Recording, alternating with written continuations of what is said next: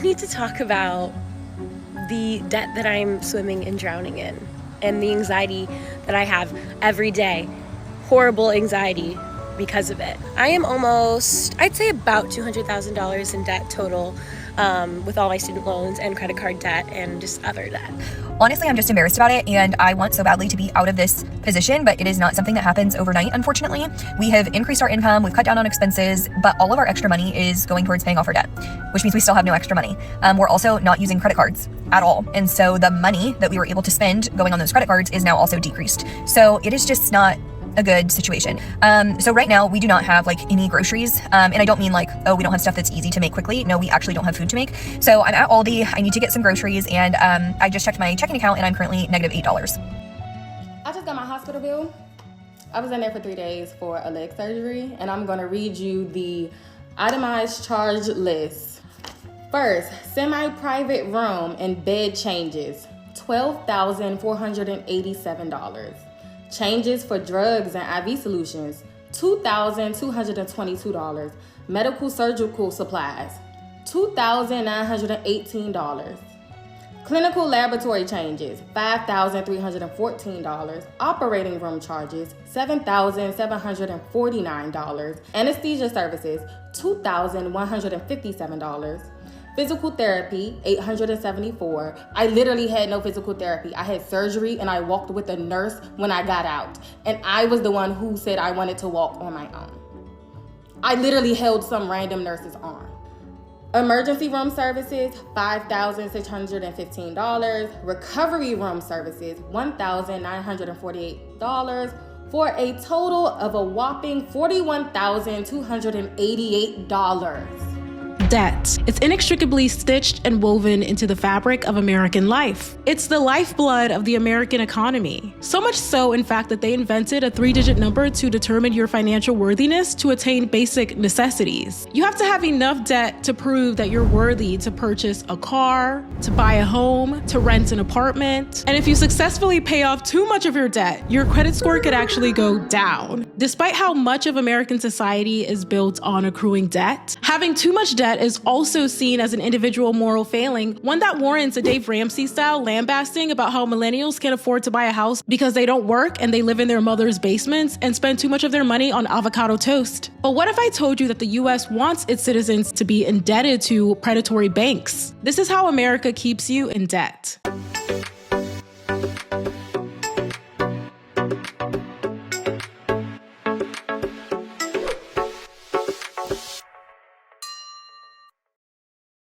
Debt is a pervasive and unavoidable experience for Americans. As of the third quarter of 2024, the total consumer debt in the United States was $17,943 trillion, which was a record high. To compare, NPR reports that the European Union has more households and less than half of the amount of debt. We're constantly being inundated with messaging that tells us to buy now and pay later. Messaging that tells us that we can achieve happiness with the mere swipes and taps on our phones. You could hardly go into a store without being aggressively offered a store credit card these days. It usually goes a little something like this at the checkout. Would you like to sign up for a store credit card? No, I'm good. Thank you. Thank you. Are you sure? It only takes 3 minutes to see if you're approved. No, I'm good. Thank you. Well, you can save 10% off your purchase today if you sign up for a store credit card. At that point, I'm like, damn, I guess you've got me. Credit bureaus sell your information to the highest bidder, and you end up getting random credit cards in the mail. Raise your hand if this sounds familiar. You're opening up your mailbox, and surprise, you've got a credit card from Capital One that you've already been pre-approved for that you didn't sign up for.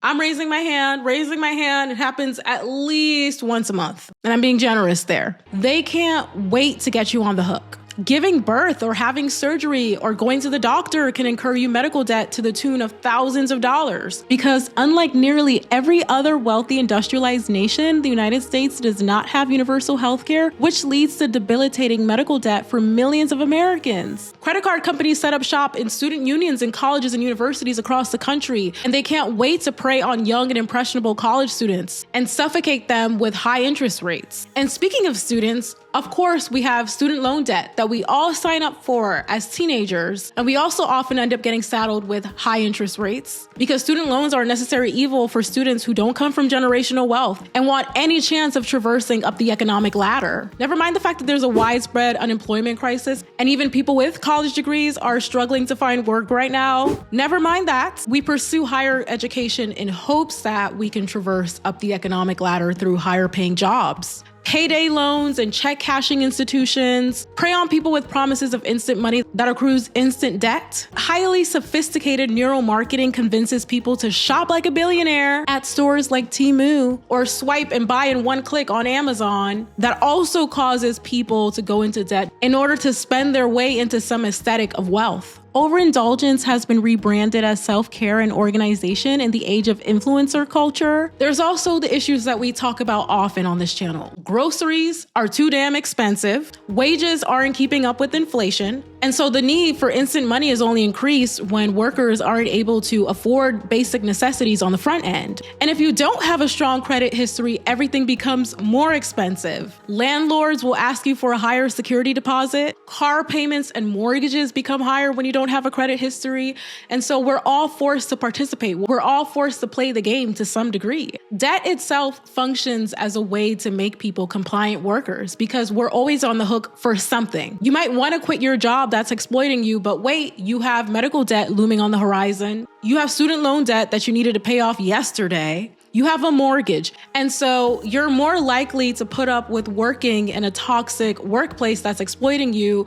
You're more likely to have to work more, pick up overtime hours in order to keep up with the mountains of debt that you've accumulated. And so we don't end up allowing ourselves to be free, to do things that fulfill us because we're always on the hook to some form of debt. Are there people who go into debt due to overindulgence? Yes, as I just mentioned. And we'll talk more about how this is a manifestation of our worship of the lifestyles of the rich under capitalism later, but the vast majority of debt holders are in debt due to mortgages with high interest rates, auto loans, student loans, and the need to go into what Professor Kristen Andersma refers to in her book Dignity Not Debt as survival debt and opportunity debt, respectively, where she defines the former as debt for survival, quote, to keep the refrigerator filled and running, to acquire adequate transportation, to secure needed medical care, and to cover unexpected and unforeseen life expenses, and the latter as debt to, quote, advance opportunities, for example, by getting a college education or a new home. I can already hear you typing. America doesn't keep you in debt. You keep yourself in debt. If you couldn't pay it back, then you shouldn't have borrowed the money.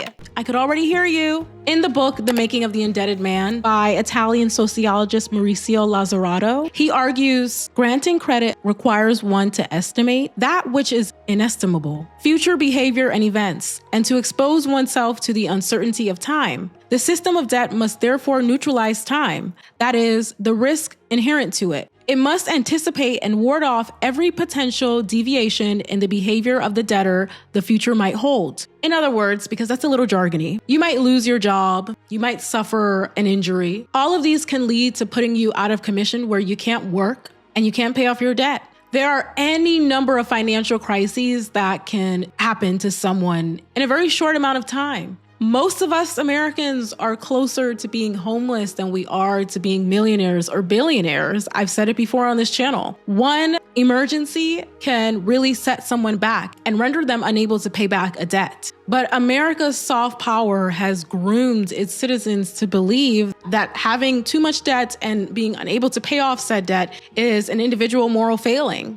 America's soft power has groomed a population of individualists who believe that you need to pull yourself up by your bootstraps in order to succeed in this world. And they can't wait to repeat the talking points that American propaganda has implanted into their brains. They started grooming you in grade school when you were taught stories of self-made heroes like Thomas Jefferson or George Washington, but they didn't teach you that they had systemic advantages like owning slaves. Somehow the textbooks missed that part, because who was writing the textbooks? Members of the ruling class who were invested in you only hearing part of the story. They teach you that pull yourself up by your bootstraps, American individualist mentality at work. When you're told to take ownership for your tasks when you own no means of production, even when you're overburdened with little to no support, when you're working at a company that's woefully understaffed, there's no acknowledgement for systemic inefficiency deficiencies or poor management. It's all on you to take ownership, step it up. Politicians teach you American individualism, narratives of American good old hard work, when most of the people who are representing, leading this country are Nepo babies. Many of them inherited their wealth. They inherited their legacies that paved their way into power. But you good old Americans got to pull yourselves up by your bootstraps. They preach this self-reliance, but they have no problem offering large tax breaks and subsidies to ultra-rich people, to billionaires, to corporations. And so they indoctrinate you with this thinking that leads to the shame around debt from a very young age. And they continue to indoctrinate you with these mentalities as you grow older. Pull yourself up by your bootstraps is a rule for the working class, but not for the ruling class. Because why do we not have this same energy for billionaires and the ultra rich? Why do we not have this same energy for corporations? In the 2008 recession, Congress passed a $700 billion bailout for big banks and financial institutions. CEOs of major banks like Citigroup and Bank of America, whose predatory practices caused the crash, walked away with bonuses intact, while ordinary working people were left homeless or bankrupt. $755 billion in COVID PPP loans were forgiven. Tons of wealthy people like Jared Kushner, who has a net worth of $800 million, had his PPP loans forgiven. Khloe Kardashian, who has a net worth of $60 million, had her PPP loans forgiven. Reese Witherspoon, who has a net worth of $400 million, had her PPP loans forgiven. And this is, of course, not an exhaustive list. There were tons and tons of wealthy people who had their PPP loans forgiven. But no one said they shouldn't have borrowed money, or they should have been more financially responsible, or they should live with the consequences. Billionaires like Elon Musk and Jeff Bezos profit off of tax avoidance and the exploitation of labor. They rarely have to live with the consequences of their unethical practices. They enjoy tax subsidies instead. Oh, or how about PG&E? The Pacific Gas and Electricity Company, or PG&E, took the lives of 84 Californians in the 2018 Camp Fire, where they used a broken metal hook on their transmission tower, which led to these people losing their lives. And the state of California did what? They spent $9.6 million to bail them out. And they wrote laws to protect PG&E's profits. And in a surprise to no one, at least no one who's been paying attention, PG&E, of course, was one of California Governor Gavin Newsom's biggest donors. And now in California, amid the latest episode of deadly, horrific wildfires, home insurance companies are denying claims left and right of Californians who are deeply in need. I don't know, in the midst of climate catastrophe, I think the financially responsible thing to do is to insure people's homes and give them the money that they deserve to survive. But no, you just have to pull yourself up by your bootstraps, figure it out. That's the good old American way. The US government itself operates on trillions of dollars of debt. And yet they continue to spend excessively on military budgets and corporate tax cuts. Why is systemic debt acceptable for the state, but a moral failing for the average American? And vilifying people who are in debt also fails to recognize the fact that the American economy is built on consumer debt. As Lazzarato puts it, through consumption, we maintain an unwitting relationship with the debt economy. We carry within us the creditor-debtor relation in our pockets and wallets, encoded in the magnetic strip on our credit cards. We live in a country that tells us to spend and spend and spend, where we're constantly overstimulated with messages that tell us to sign up for credit card after credit card. The credit cards come to us that we didn't even sign up for. And yet we're wondering how people end up in massive mountains of debt. The American economy is so centered on overconsumption that even following the 9/11 attacks, President Bush and Vice President Cheney encouraged Americans to keep shopping as a way to, quote, stick it to the terrorists. Bush said at the time that the American economy was still, quote, open for business, and told Americans to, quote, get down to Disney World in Florida as a way to be patriotic and boost the American economy. As Vox reported, the national catastrophe could be commodified, packaged, and sold for profit. Was it exploitative? Maybe, but participating in that exploitation, as long as you were spending, was reaffirming the American way. If our economy depends on debt and exploitation, overproduction and overconsumption, environmental degradation, and literal slave labor to keep overproducing products for us us to overconsume, then maybe, just maybe, we need to rethink our economic model, as it's only sustained at the expense of human suffering. The ultra-rich reap the benefits of the suffering of the global South and the suffering of working Americans. For the wealthy, financial irresponsibility is framed as a calculated risk, and they have ample resources to cushion their fall. For the working class, however, debt is seen as a punishment that results from bad decision-making. For poor people, overspending can lead to a number of consequences, like your lights being shut off, you being evicted, your complete loss of access to essential services. The consequences are severe and they're immediate. But for the wealthy, the consequences are negligible.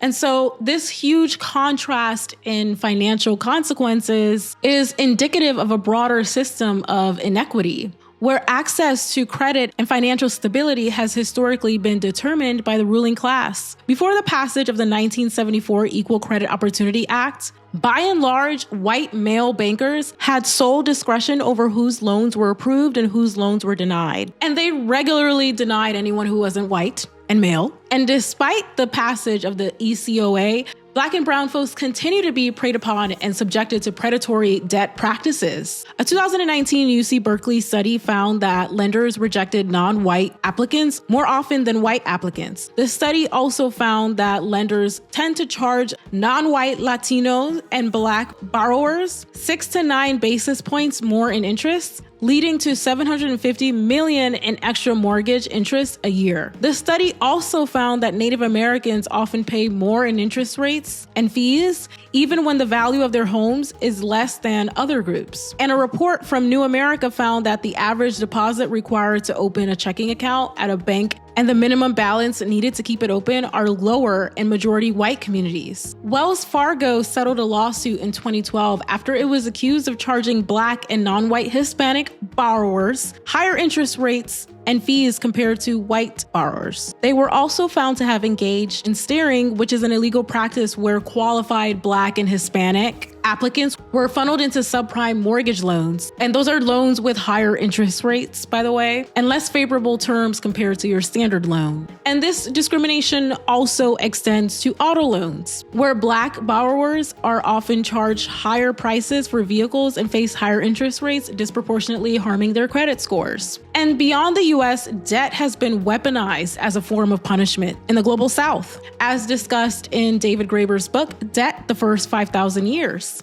After successfully overthrowing the French colonial system and establishing the first independent Black republic, Haiti was forced to pay an indemnity of 150 million francs, which is equivalent to about $18 billion, to compensate French plantation owners for their loss of property, including enslaved people. It was a mechanism to ensure that Haiti remained in economic bondage. And obviously, this was a way to undermine their sovereignty. Sound familiar to how debt operates in the United States? And obviously, this debt and the sanctions that have been done in tandem with the United States, that has led to Haiti living in poverty and constantly being subjected to disgusting racism, constantly having embargoes enforced upon them. That's what happened to Haiti when they rose up. The Western imperialists linked up. They were like, imperialists, assemble. We have to keep them in poverty. We have to keep them economically subjugated.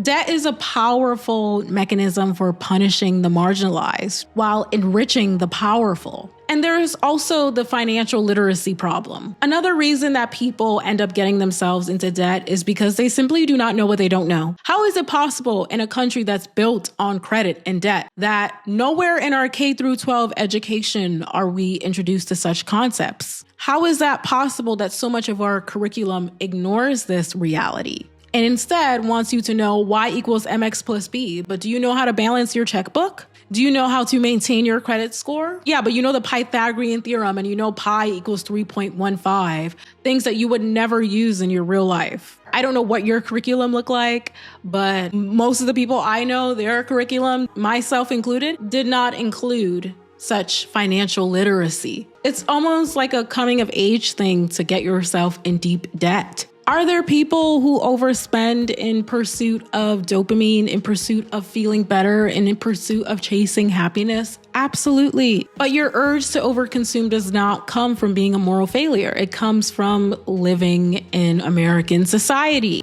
where consumption is currency. And it also comes from structural oppression, like women being told by patriarchy, being told by misogyny, that beauty is the ultimate form of your currency, and women end up going into debt, buying bags and shoes and makeup, all so that they can keep up with this beauty standard. Patriarchy also tells men that they need to have the latest and greatest sports cars and watches and suits and all of these things that signify male power. That also causes them to go into deep consumer debt. Late stage capitalism and living in the imperial core has people searching for feel-good emotions anywhere that they can get it. Whether that means copping out to excessive shopping, illicit substances, alcohol, people are just trying to feel good in ways that community previously allowed you to. When you can't call or hang out with a friend because they're too busy working their lives away and you're too busy working your lives away, guess what? Shopping becomes your best friend. When you've been exploited at your job all day, it seems like buying yourself a new pair of shoes that you don't need is a way to treat yourself. When you can't knock on your neighbor's door to borrow something, you're more likely to order it off of Amazon. Capitalism intentionally robs us of our community, so we're left to shop our way into happiness. An alienated and atomized population doesn't organize and demand better for themselves, they comply.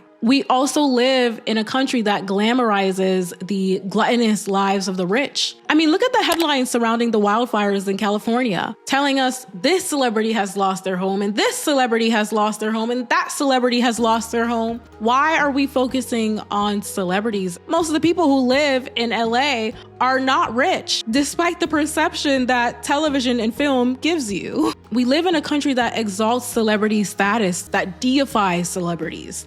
And so is there any question that people would want to live like them, to be like them, to look like them? So much of our popular media glamorizes this lifestyle and promotes a hyper-individualist lifestyle. When you're indoctrinated by the lyrics of rappers bragging about how many cars they have, how much jewelry and watches they have, how many women they can bag, it's no wonder that people have the aspirations to be rich and wealthy and to overconsume in the ways that they do. These are the people that the record labels want you to hear. When you are inundated by Kardashian closet tours and influencer yacht excursions in your algorithms, it's no wonder that you would shop your way into debt, trying to live like them. You fall victim to wanting to live like the rich. It's a product of living in society that promotes certain lifestyles and messages that seep into your brain. Medical debt is a structural problem of privatized healthcare that prioritizes profit over the people, that forces Americans to pay a premium for health because health insurance companies lobby the government to keep health expensive. It's gotten to a point where people avoid going to the doctor because they're afraid of getting into medical debt. And this PSA from the Ontario Public Service Employees Union does a great job of describing the debilitating fear of medical debt.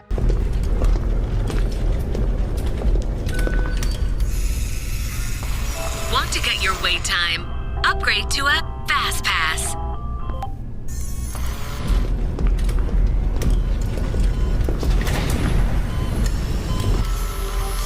Need a painless procedure? Pick your drug package now.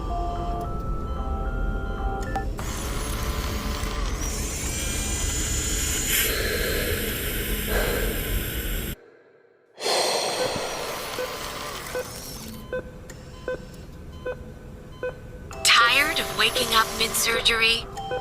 Top up your anesthesia now. Insufficient funds. Insufficient funds. Insufficient funds. And so whether it's medical debt, credit card debt, student loan debt, it always functions as a way to keep you on the hook, always indebted to someone, forever the indebted American. And if you're deep in debt and desperate enough, you know what you can do? Join the military. We'll give you a generous signing bonus and a lifetime of PTSD. This is why they want you impoverished, desperate, and demoralized. And this is why debt is not a moral failing. It's a symptom of how American capitalism is failing, or I shouldn't say failing, is working exactly as it's designed to. They'll have you repeating to your fellow man that they're a failure because they're in debt. And they're an idiot for getting themselves into debt in the first place because capitalism thrives on it. They thrive on you punching down and not punching up. They thrive on individualizing struggles so that workers don't actually unite with each other and demand systemic change. They'll have you doing their dirty work for them. Much of our lack of mental hygiene stems from our lack of financial wellness. And all of these buy now, pay later messages get us hook, line, and sinker to fill those voids that are left by the systems that we live under. Am I saying that you should never get a credit card or mortgage or never pay back your debt? No. I'm saying that you should do everything that you can not to fall victim to the predatory cycle of debt. Debt is an inevitability in American society. It is. And this is why we all need to be invested in a paradigm shift and actually demanding better for ourselves. Instead of regurgitating and doing the state's dirty work, how about we actually demand better for ourselves against the oligarchic kleptocracy that we live under? Class solidarity, that's my favorite song. Don't be the Dave Ramsey that tells people to stop eating avocado toast, stop falling for it. This video is not to encourage you to be nihilistic. It's not to encourage you to give up, throw your hands up in the air and say, well, if it's all by design, I guess we just have to live this way and suffer. No, you don't have to suffer. You deserve to thrive, not just survive, not suffer through life. We all need to be invested in collective action. We all need to be invested in a world where we don't cop out to our own selfish pursuits, a world where everybody eats, a world where everybody can love in peace, and a world beyond mindless consumption that lines the pockets of the ultra rich, and a world beyond commodity fetishism that tells us that our Shein or Temu or Amazon hauls are more important than the workers in the global South who are being exploited and often abused to make these items a reality. This is the most plain language way that I can say this. We need to stop bootlicking the ultra rich. Stop bootlicking the ultra rich whose wealth is literally predicated on exploiting people who are disabled, people of color, people who are racialized, women. In America, we've managed to shame everyday working class people for accruing debt, but we seldom blame billionaires. We seldom blame corporations from racking up profits from employees that they don't even pay nearly enough to earn a living wage, nearly enough to survive. Y'all don't hate billionaires enough for me. We need to practice a lifestyle of resistance, a lifestyle of awareness and self-determination, a lifestyle where we walk side by side together in pursuit of collective liberation. Instead of punching down at our fellow working class neighbors, we've come to a world where it's like, the focus is being as rich as possible to avoid the calamity, the mental toll, the physical toll that being poor takes on you, which I'm not understating, but that is the problem. We need to have different motivations. Again, I've said it before, we should all strive to be financially well, but we also have to recognize the mechanisms that keep people in debt, that keep people from having stability. But that's all I've got. If you like this video, definitely give it a thumbs up. And if you really liked it, definitely hit that subscribe button. And the conversation continues in the comment section. Please let me know your thoughts on debt as a mechanism of control. Have you found yourself in an insurmountable mountain of debt at some point in your lifetime? If you're over the age of 21, 25, I don't know, you probably have. I would love to hear from you all in the comments down below. But besides all that, thank you all so much for watching, and I will talk to you all next time.